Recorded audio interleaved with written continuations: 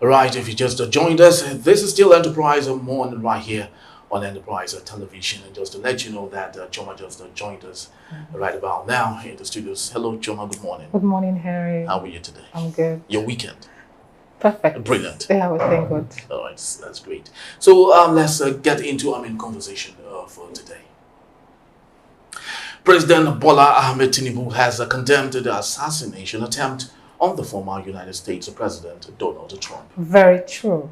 According to a statement by President Tinubu, which is signed personally and shared on his official X handle on Sunday, Tinubu said the attack on Trump was distasteful and was beyond the pale of democratic norm, and asserted that violence has no place in democracy and wished the former U.S. president a quick recovery. An investigation into the attempted assassination, which is already underway, involves the FBI, the Secret Service, and the Department of Homeland Security. True. And Trump was quickly bundled off stage and into a waiting vehicle after shots were fired just a few minutes into his speech at 1811 local time on Saturday. Blood could be seen near the former president's ear as he raised his fist to the crowd.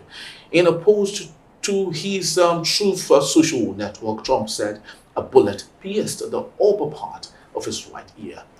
The FBI says it is treating the incident as an assassination attempt on Trump and as an active and ongoing investigation. All right, so still with us in the studios to do justice to this particular, of course, trendy topic and story is Emeka Madunago. Thank you, sir. Thank you very much for being part of our show and equally taking us on this particular discussion. Emeka, this is very so unfortunate, and it's highly condemnable from all quarters and every perspective that you would want to look at it. As much as we congratulated the president, you know, for putting out his submission on the particular story. Okay. Yes. Congratulate who? The president. No. We shouldn't. Why should you congratulate him? So we shouldn't. Congratulate him for doing what? What's his business? Has he? Nigerians are hungry. That is what we elected him for. We didn't elect him to be putting his nose into the affairs of other nations. It's not his business. So when it comes to international issues like this, this, it's not his business. Wow. It is not his business. I believe you're talking from a place of... I will. No. During the 2023 elections, didn't you see the widespread violence? The day of the governorship elections, where there are talks everywhere to help a political party back to power. So did he lose his voice then? You see all this rank hypocrisy is annoying. You cannot keep your own democratic environment safe. You are putting your nose into under this. And let me tell you something. You see, let's be very careful the way we frame some of these things. The context in Nigeria is different from the context in the United States. The context here is that we have raw thuggery from criminally minded politicians who want power at all costs. The context in the United States of America is arising from gun violence. The US has been suffering from gun violence for a long time. Gunmen have opened fire in churches, in malls, in schools, in open spaces, killing people. And it's a problem. Can you imagine? The other day I saw one photograph of a mall in the United States where they vend bullets. You know, like you vend ice cream, they vend bullets. You know, and this has been a problem. There's a gun violence. But you find out that conservative American politicians they don't want to do anything about ending it, about making sure they take away guns from the streets. Why? Because the gun lobby, the National Rifle Association, is a very powerful group. So all attempts to take guns away from American streets have run into the brick wall. So the contexts are different. It's not about democracy. It's not about electoral violence. Let us not try to paint it with our usual Nigerian way. No. That is dubious and devious. And the media should not be a part of it. The contexts are different. The shooter, was a 20-year-old Republican, a young man. And don't forget, you see, I hate to say this, but what goes around comes around. Trump has been an advocate of, has been tied to incendiary rhetoric. Incendiary rhetoric. You saw the rhetoric he deployed when he lost the election 4 years ago. Trump was just inconsolable. Look at what happened, the Capitol, on January 6th, when they invaded the Capitol. Look at it here. Look at, so all of these things have, sustained the idea that gun violence can be acceptable to certain degrees. And of course, you find out that, unfortunately, this is yet another incident of gun violence. Tell me the gunman who entered a church in Texas, was it sometime last year, and opened fire? What was it, electoral violence? The gunmen that opened fire in schools, was it electoral violence? The gunmen that opened fire in malls, was it electoral violence? In open spaces, was it electoral violence? Look, America, the United States of America must do something about gun violence. It's a major problem. It's just coincidental that this happened to a political figure. And, people are already saying the Secret Service was informed and they did nothing. Now, take note of the desperate attempt by the left-wing, politicians in America to spin things. They've been doing everything. Now, it came out that, okay, the shooter, made a $15 donation to a political action campaign committee. So they have been looking for ways, but you see, people cannot be fooled. If you have gun violence, deal with gun violence. Don't tie it to anything about electoral violence. No. In the United States, they are not into, even though you have voter intimidation and all, but the idea of electoral violence, no. That's not something you can ascribe to Americans. No. This is a clear case, as it appears, of gun violence. Because the guy was a Republican. So now that what you're saying is that the Republicans are now turning on themselves. They've been trying to make Joe Biden the issue. President Joe Biden Jr. the issue. But somehow now, they have become the issue. With the Secret Service, with analysts even saying that Donald Trump, that the blood you saw on his face was because when he fell, the bullet grazed the teleprompter. So glass shattered on the floor. Then when he fell, his hands, were grazed by glass from the teleprompter. So that when he now raised his hand to his face, to touch his face, moved, and then he cut his face, right? That blood wasn't from the bullet. But the ear was ruptured. If you take a closer look at it, it zipped past. It didn't make a direct impact. It zipped past. Look at how the bullet moved now. These things are in the open. These analyses are in the open. They're in the open. So the point is the FBI has treated it as an ongoing investigation, but it still highlights the fact that you can see that somehow in a section of the media, the vocal media in the US, has been trying to look away from the problem of gun violence. Oh, okay.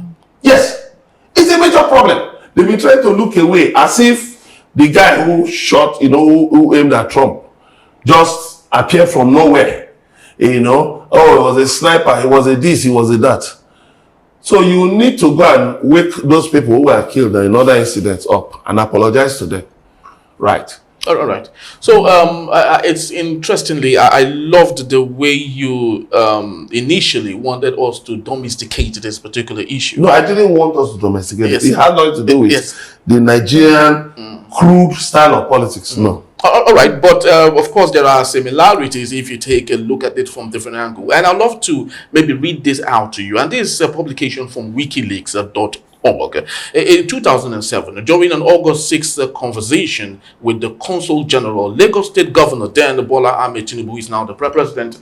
hypothesized that PDP, a national vice chairman for the Southwest Olabode George, engineered the recent murder that was at the time of Funsho Williams, a leading contender for the Lagos State PDP gubernatorial nomination. Tinubu contended that George disliked Williams and engineered the crime to move aside Williams and have himself as the PDP aspirant in order to clear his own path to the 2007 gubernatorial nomination. That's coming from Tinubu himself.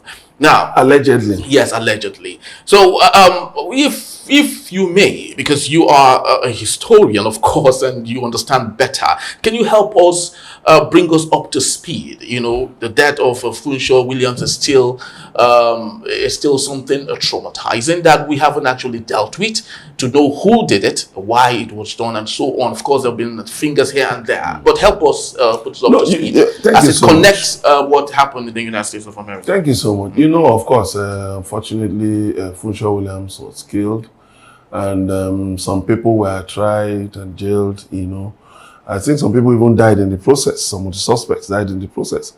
So, well, fingers were pointed left and right.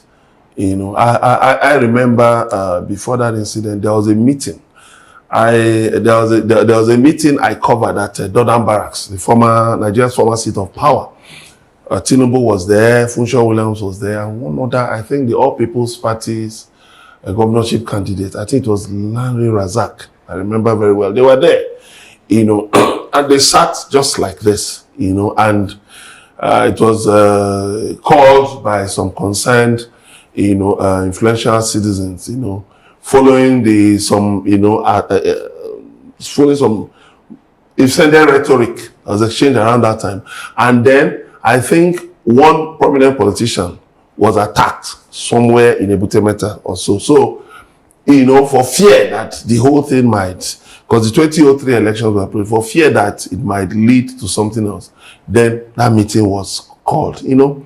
And then Tinubu said, well, that he has no hand, because I attended the briefing, you know, they had no hand in violence.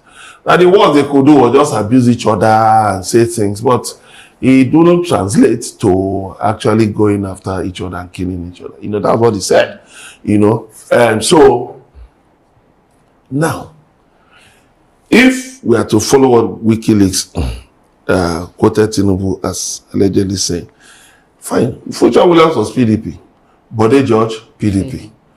Donald Trump, Republican Party. Crooks, who shot him, Republican Party. So, it's just like they say, there's a popular saying in America that, you know, politicians are like crabs, you know, in a bucket. They keep climbing on each other, you know, each one trying to climb out of the bucket, you know. So, that is it. It's unfortunate that this happened. But you see, we should not try to take it out of context. I'm a journalist who is very particular about context. Because I notice it's a kind of psychological manipulation that politicians in Nigeria use. You know, we are looking at an issue in context. You just now see attempts to gaslight people. Take something from nowhere, you know, and then, no, I'll say, let's stay in context. The context of this is that there was an attempt on Donald Trump. Now, the FBI is treating it as an assassination attempt. But different spin doctors have gone to town, you know, when there was an attempt on Ronald Reagan, you know, that so and so happened. When there was an attempt on this person, so and so happened. All of that, you know, desperate attempts to spin political colorations into it. But as we speak, nobody has been able to come out and say XYZ, you know, was a smoking gun, you know, was the instigator. Nobody has come out to say it. So the safest place where we can stand in context is that it's just part of the gun violence in the United States of America, which is unfortunate, and something needs to be done about it. All right. So I don't know. It is believed that this would possibly, you know, raise the poll of interest for Donald Trump as against Joe Biden. Do you see that come into play in the next couple of months? No. Politics is not. Well, politics in so-called civilized nations is not a coronation party. It's not the type we play in Nigeria. You know, the man who tried to shoot him was a Republican like himself, no? So they should go and check within the Republican Party. How come they now started turning against each other? The things that happened to Joe Biden have actually been taken out of context. Yes, because it is normal, it is human, you know, for people to make slips, you know, yes. But the interesting thing is that which a section of the American media has been trying to gloss over is that in all the instances where Joe Biden, you know, where Joe Biden made slips, he corrected himself. Like, you know, the meeting where, you know, he addressed Ukrainian President Zelensky as Putin. He mentioned Putin twice. But on the, you know, the third time, he called him Zelensky. He corrected himself. So it's not as if maybe it's a case of maybe cognitive impairment, like some people have been trying to really push hard. You know, yes, he's old. There are pressures from age and all of that. You know, the task of governing, of running the United States, you know, it's not easy. You know, yes, so all of these things, you know, you saw, okay, once when he was boarding the stairs, you know, was trying to board Air Force One, he slipped and fell. The Republican Party made a song and dance of it. Oh, look at the president, see how he's slipping and falling, blah, blah, blah, blah, blah, blah, blah. You know, it is all just, it just boils down to politics. Basic, everyday politics. Okay. You know, Donald Trump himself, at the last debate, people were pointing out gaffes that he made. Some people said he lied. Yeah, very well. So it's the nature of politics for people to want to use advantage. At least what has brought things down was that Crooks was a Republican. Exactly. If he was a Democrat, it would have gone in a different direction. But it was a Republican. Thank you, Mr. Emeka. Now, Yes. Looking at the current situation and the election is upcoming, do you see Trump changing gun ownership laws if he won the election? How can he do that? Why? How can you be wishing for the moon? Can I know why? How can you be wishing for the moon on a platter? Come on. Look, the NRA in America, National Rifle Association in America, is a very strong association. Very powerful. These guys are wealthy. They are guys who make money from manufacturing and selling these guns. I just told you of a mat in the US now where they vend bullets. You can imagine going to any mat in Lagos and you see a shop. Instead of ice cream, you know, instead of your children calling you, mommy, come and see ice cream, they're selling ice cream there. They're selling whatever, maybe coffee or tea, you know, or, you know, any hot beverage. It's bullets. Mommy, they're selling bullets there, you know. I mean, how will you put that? But that is the reality of the United States of America. So, Trump doing anything about gun ownership laws, the cows will come home before Trump will be able to, would even think of doing that. Because, you see, America is a classic case, you know, of interest. Heavy, you know, they say that politics is about interest, you know. So it's a case of heavy interest, heavily invested and invested interest, invested. So they make sure they protect their, you know, their interests. Attempts have been made now. Attempts have been made. Oh, let us do something about gun ownership. What happened? It all fell flat on his face. So what are we saying? Once you are 18 in America, you're given a license to just, you know, fly away if you permit that, you know. So that's why a 20-year-old boy, you know, could get to the point, you know, of being a sniper, not just a shooter, a sniper, you know, and take this to the bank, you know. If the guy hadn't been shot, maybe it would have, who knows, maybe he had taken a bet with friends that he was going to shoot them. Yes. Don't you think that there's something else attracting the sniper's bullet to Mr. Trump? What is he fighting for against? No, I will not. Permit me not to agree with you, in the use of that word fighting. That's, you see, I'm trying to make a distinction between Nigeria and the United States. Sure. Trying to make it take it in context of how politics works in the United States. You know, it's not about fighting. Let me tell you one thing. There is this idea that if you do something, if you want to get global attention, do something extraordinary. And let me tell you, Trump would have been a dead duck if that guy had been better trained, if he had been a well-trained sniper. 1, 2, just like in the case of Kennedy, if there had been another shooter, Trump would have been a dead duck. Yeah. So, it's not about fighting for anything. There are people who say, hey, okay, there is somebody in the United States who had just been sentenced to, I think, 16 years in prison. What happened? He suddenly became obsessed with a popular TV presenter, a female TV presenter. And he said he was going to do everything, you know, to get intimate with her. So when the lady didn't even know, she didn't even know that he had planned. He was watching her on TV. She co-presented a show with a colleague. And he was watching her on TV that after she left the show, he was going to trail her and kidnap her and get intimate with her. She didn't even know. But you see, the good thing was that the police had been investigating this guy. That, you know, God come across his threats and all of that. You know, all those things he had been saying and all that. So they had been investigating him. So they were waiting for him. As he was watching the lady, he didn't know the police were around his apartment.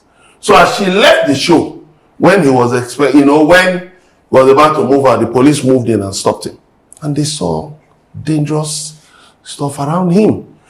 And that wasn't the first person he had been on. He had actually got some ladies. He had actually, abducted and got intimate with some ladies. Was it CNN or so? Interviewed one of his victims. You know, so these things occur. These things are occurring. These things are sad realities.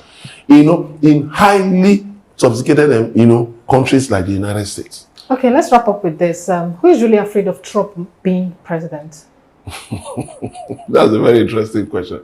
You see, in an election season, there's every reason for some people to be interested in one person being president. And there's also, that reality that there are people who will be against him becoming president. Of course, Joe Biden, has maintained good ratings.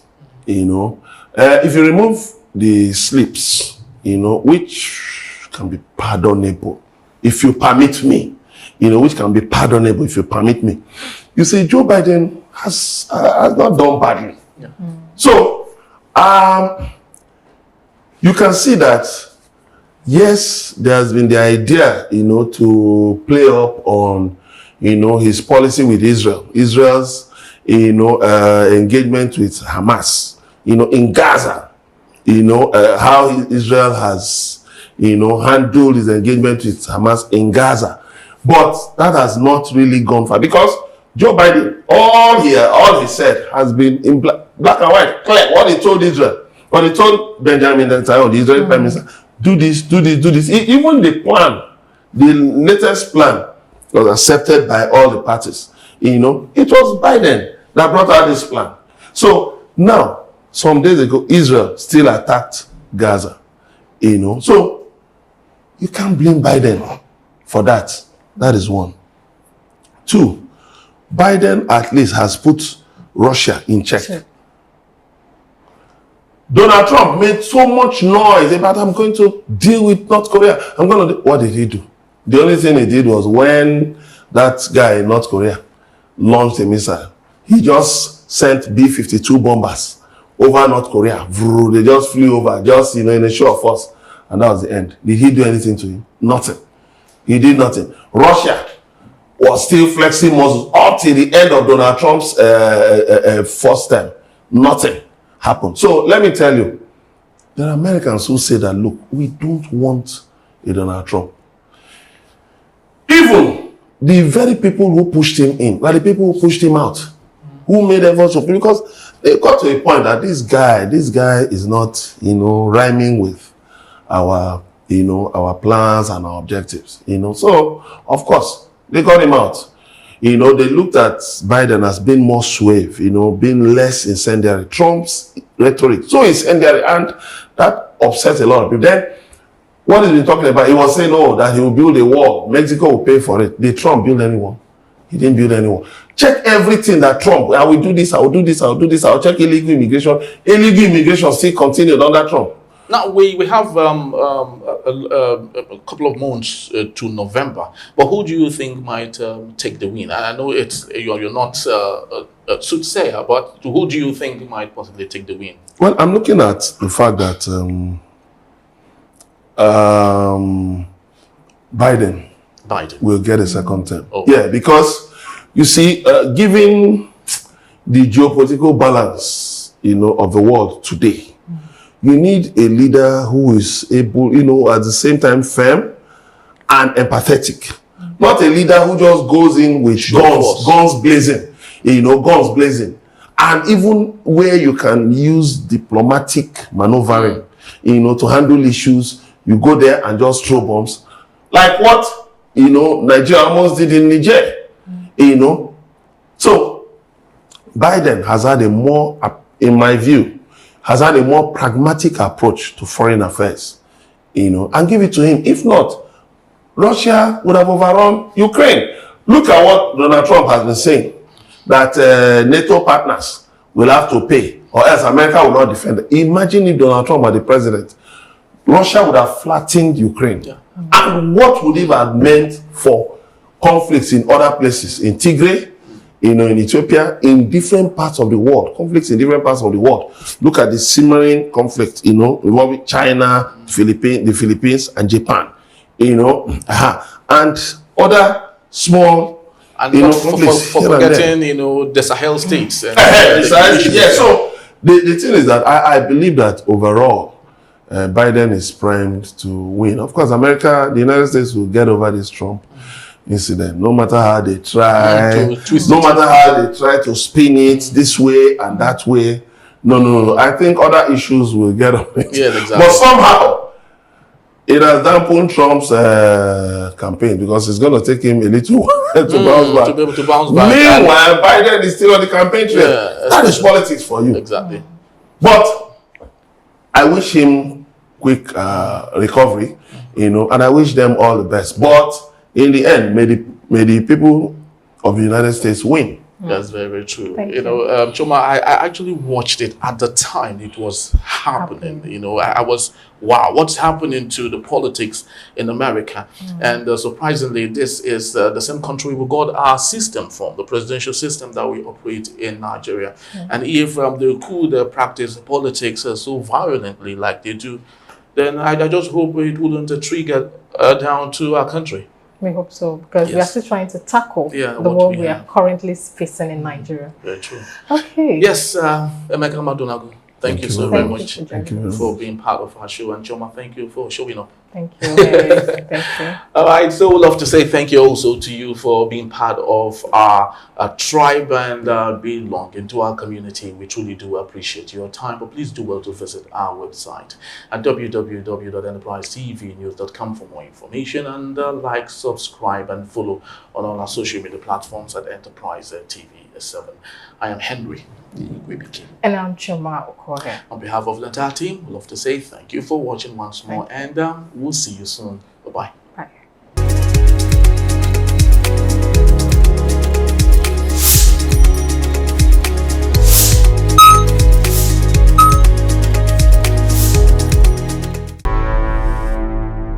Enterprise TV, a tradition of truth.